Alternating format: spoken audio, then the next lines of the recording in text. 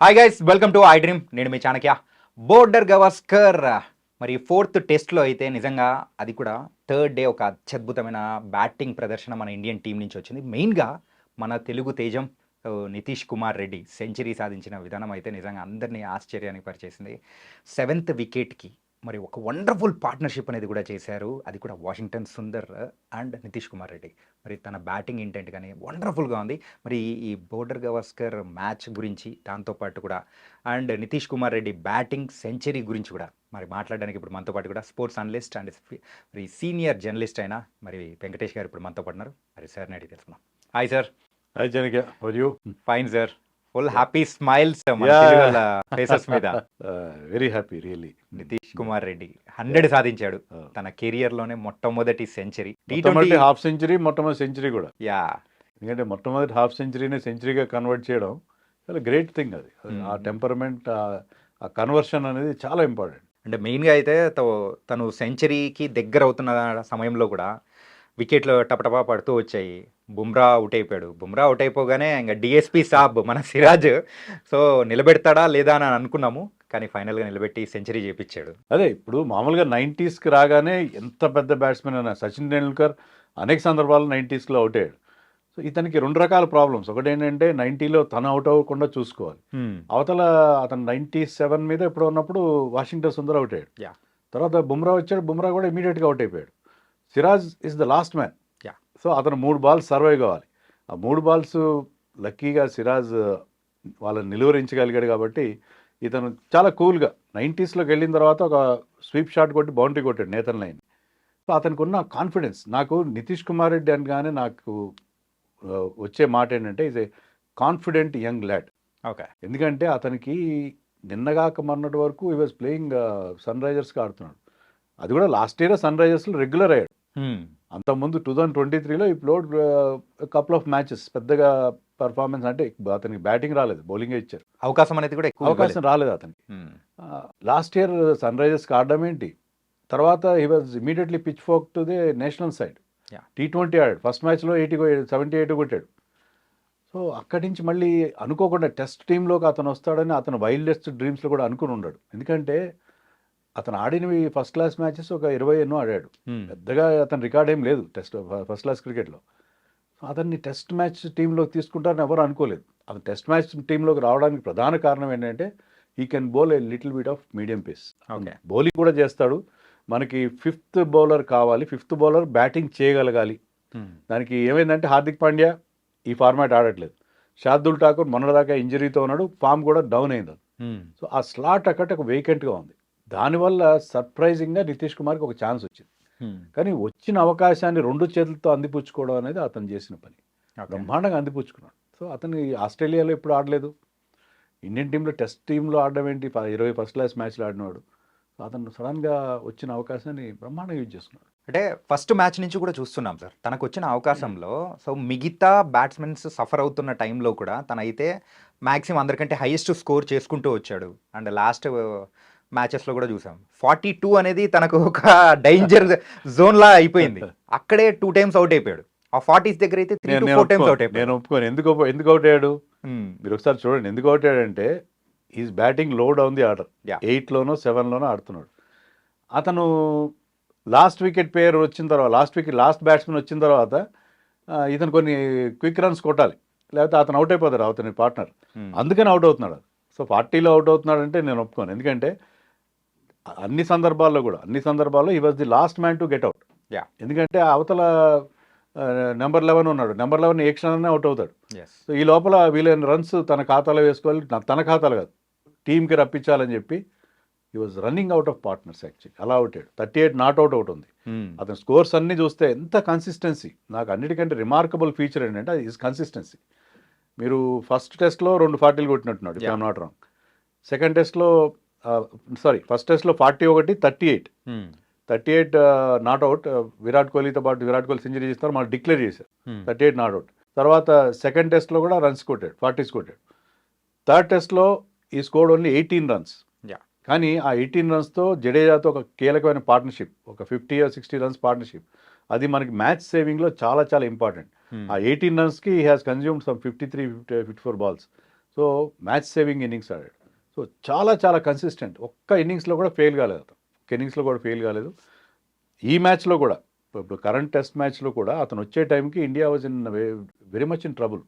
189 for 7 ఎంతో Rishabh Pant out అయిన time. ఆ టైంలో వచ్చి అంత ప్రెషర్ సిచ్యుయేషన్లో చాలా కూల్గా అతను ఆడిన తీరు ఎక్సెప్షనల్. బౌన్సర్లు వాళ్ళ ఎస్ఆర్హెచ్ కెప్టెన్ ప్యాట్ కమిన్స్ అతని మీద బౌన్సర్లు వేశాడు. ఏ మాత్రం తగ్గలేదు అతను కూడా, ఎందుకంటే మన ఎస్ఆర్హెచ్ కుర్రాడులే అని అనుకోలేదు. బౌన్సర్లు వేసి చాలా ఇబ్బంది పెట్టాడు. కొన్నిసార్లు దెబ్బలు తగిలినాయి. కానీ ఆ బౌన్సర్ నుంచి తప్పించుకునే విధానం, అతను బౌన్సర్లని ట్యాకిల్ చేసిన విధానం చాలా బాగుంది. Even out side the off stump balls వదిలేయడం కానీ, playing close to the body, ఎక్కడ ఎలాంటి గ్యాప్ లేకుండా ఆడడం, లూజ్ బాల్ని పనిష్ చేయడం. మనం ఇంతకుముందు ఇన్నింగ్స్కి చాలా తేడా ఉంది చాణక్య. ఇంతకుముందు చాలా కొంచెం రిస్కీ షాట్స్ ఆడడం, రివర్స్ ఫ్లిక్స్ కొట్టడం, కౌంటర్ అటాక్ చేయడం చేశాడు. సో అతను ఏంటంటే ఆ అగ్రెసివ్ మోడ్లో ఆడాడు. ఇక్కడ మాత్రం ఈ played a proper test innings. ఎక్కడ ఎలాంటి మిస్టేక్ లేదు. It did not put a single foot wrong. చాలా కరెక్ట్గా ఆడిన ఇన్నింగ్స్ అది. ప్రాపర్ టెస్ట్ ప్లేయర్ లాగా ఆడాడు. ఆడి 50 దాటిన తర్వాత కూడా ఏ మాత్రం కాన్సన్ట్రేషన్ తగ్గలేదు. 100 వచ్చిన తర్వాత కూడా అదే ధోరణిలో ఆడు. సో ఆ temperament, 21-year-old boy playing first test series, 4వ టెస్ట్ మాత్రమే అతనికి, అండ్ ప్లేయింగ్ అనే బిగ్ స్టేజ్. అక్కడ 80,000-90,000 మంది క్రౌడ్. ఆస్ట్రేలియాలో ఆ గ్రౌండ్లో మనం నడిచెళ్తుంటేనే మనకు భయం వేస్తుంటుంది. అంత పెద్ద ఎంసీజీ బిగ్ గ్రౌండ్. అలాంటి చోట్ల అతనికి ఎక్కడి నుంచి వస్తుందో కాన్ఫిడెన్స్ నాకు అర్థం కాదు. It's very very confident lad. కానీ సార్ 21 ఇయర్స్ ఎవరికైనా ఉండి ఆ క్రీజ్లో అడుగు పెట్టారంటే ఏదో ఒక టైంలో కాన్ఫిడెంట్ అంటే ఏమంటారంటే ఆ టెంపర్మెంట్ అనేది లూజ్ అయిపోతారు. అంటే మీరు అన్నట్టు హాఫ్ సెంచరీ దాటిన తర్వాత అయినా కానీ, సెంచరీ దాటిన తర్వాత అయినా కానీ, సో బిగ్ షాట్స్కి కొంచెం కూల్గా ఆడదామని. కానీ అక్కడున్న సిచ్యువేషన్స్కి తగ్గట్టు వెళ్ళడం అనేది అంత ఈజీగా రాదు సార్, ఇంత చిన్న ఏజ్లోనే.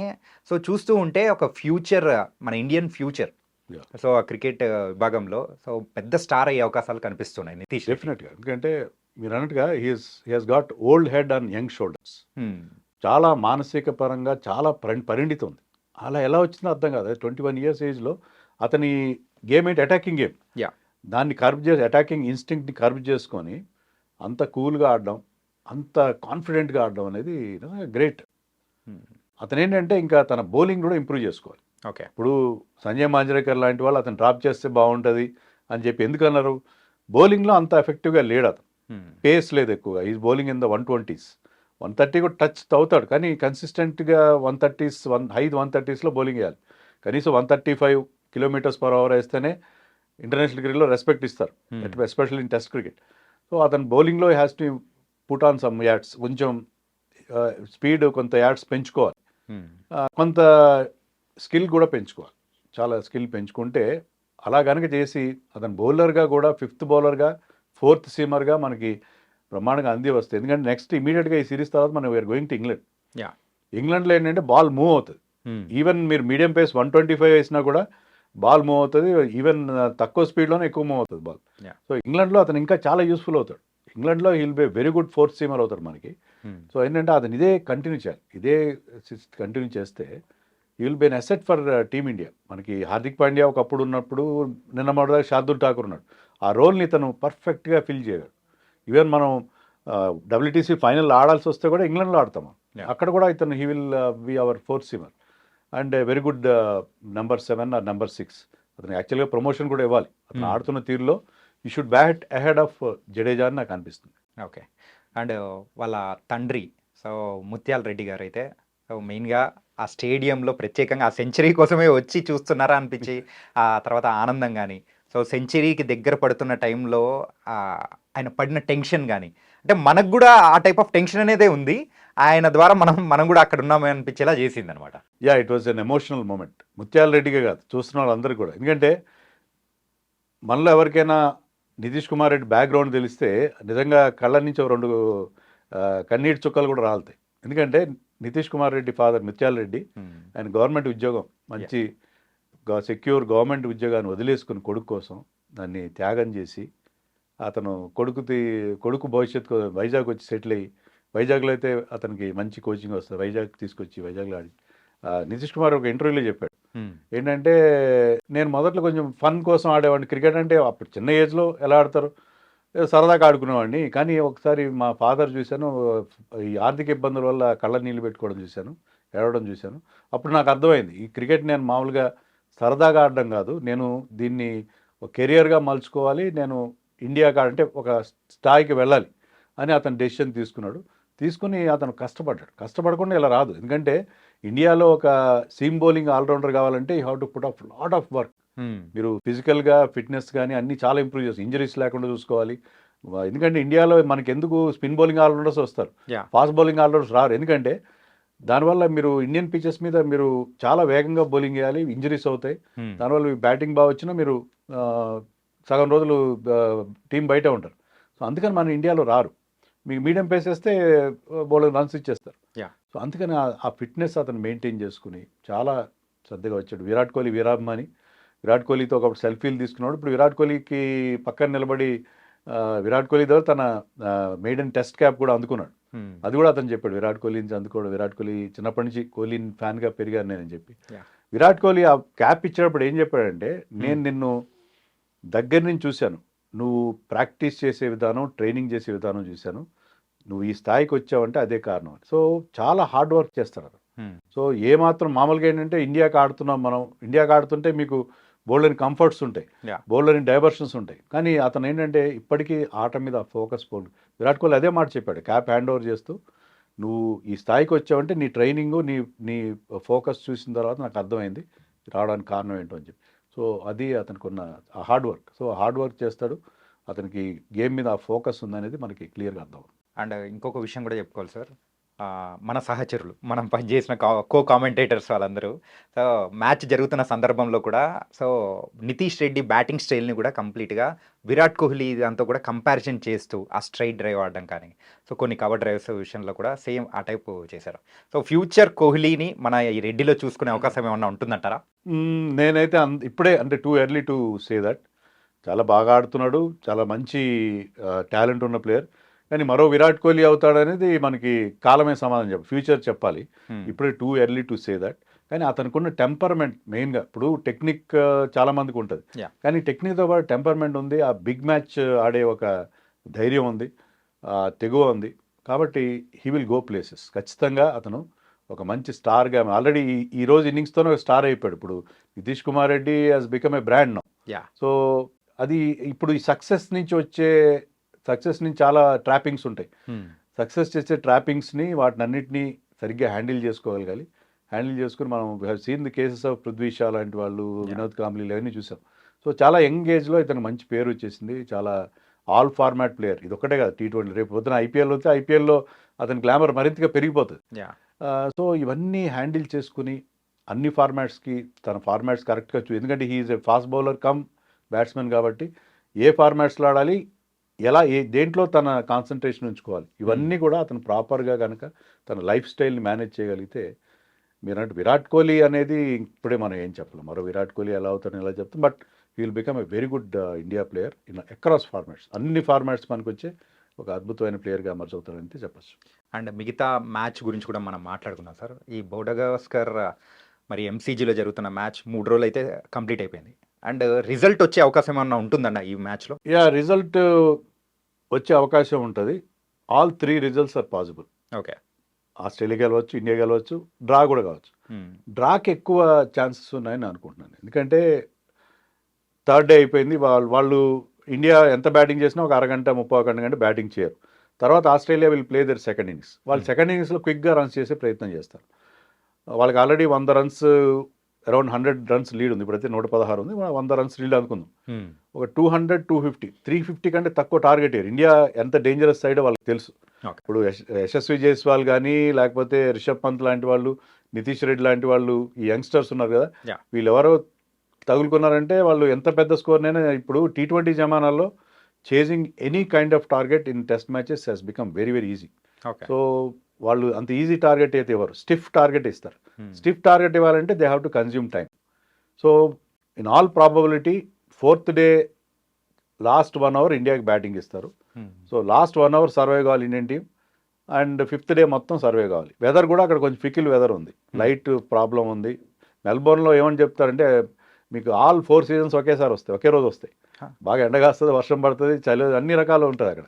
ఓకే. సో అది చూసాం మనం. ఫస్ట్ డే భయంకరమైన వేడి ఉంది, సెకండ్ డే చాలా అందరూ స్వెటర్లు వేసుకోవడం చూసాం. సో అక్కడ ఈరోజు వర్షం పడింది కాస్త. ఇలాంటి సిచ్యుయేషన్లో వెదర్ నుంచి కూడా ప్రాబ్లం అవుతుంది. సో ఇవన్నీ చూస్తే ఏంటంటే డ్రా చేసుకోవడానికి ఇండియా ఎక్కువ అవకాశం ఉంది.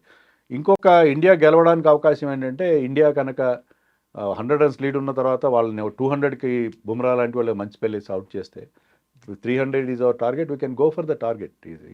Yeah. అదొకటి. లేదు మన బ్యాటింగ్ ఇలాగే ఆడితే, మన సీనియర్లు ఇలాగే ఆడుతూ పోతే, రిషబ్ పంత్ అలాంటి విచిత్రమైన షాట్లు ఆడుతూ పోతే మనం వన్ డే బ్యాటింగ్ చేయడం అంత ఈజీ ఏం కాదు ఇప్పుడున్న బ్యాటింగ్ లైనప్ ఉన్న ఫామ్ చూస్తే. ఓకే. సో ఇవన్నీ ఫ్యాక్టర్స్ చూస్తే all 3 results possible, but drag ఎక్కువ అవకాశాలు ఉన్నాయేమో నాకు అనిపిస్తుంది అట్ దిస్ స్టేజ్. కానీ మీరు అన్నట్టే సిచ్యువేషన్స్ చూస్తూ ఉంటే డ్రా వైపే వెళ్ళేలా ఉంది. క్లైమేట్ కూడా ఒక కీ రోల్ ప్లే చేసే Yeah. అవకాశాలు కూడా ఉన్నాయనిపిస్తోంది. Yeah. Yeah. So thank you so much sir.